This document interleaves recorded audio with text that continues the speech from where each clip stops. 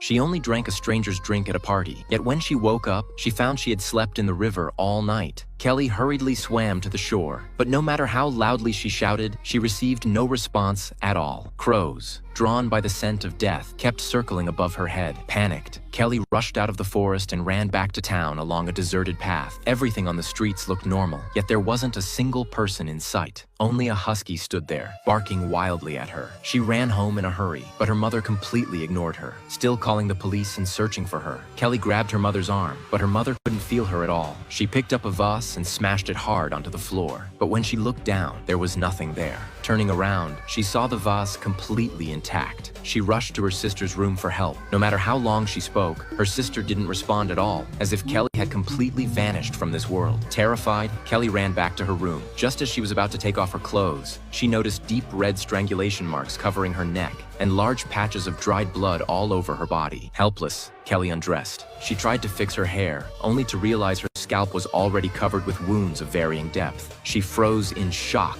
tears streaming down her face. Enduring the pain, she cleaned the blood from her body. But after nothing more than a shower, Kelly was stunned to discover that all the wounds covering her body had miraculously healed. She became even more confused. At that moment, she noticed a photo of herself attending a motorcycle race with her boyfriend. Suddenly, she realized this had to be connected to her memory loss. She got dressed, mounted her motorcycle, and set out to investigate the truth. Unbeknownst to her, nothing would change because of what she did. Kelly rode to the site where the party had been held after the race. She knew this was the last place she remembered before losing her memory, but she discovered that her mother and stepfather had already mobilized the entire town to help search for her. Watching everyone busy searching, Kelly grew increasingly anxious. Even though she was standing right there, no one noticed her at all. A deep sense of despair washed over her. At that moment, a dog that could see everything noticed her. Kelly suddenly realized that the dog could sense her presence. An idea struck her. She quickly grabbed the dog's leash and slowly led it toward the place where she had woken up. Seeing the dog's strange behavior, people assumed it must have found something. They all followed it to the riverbank.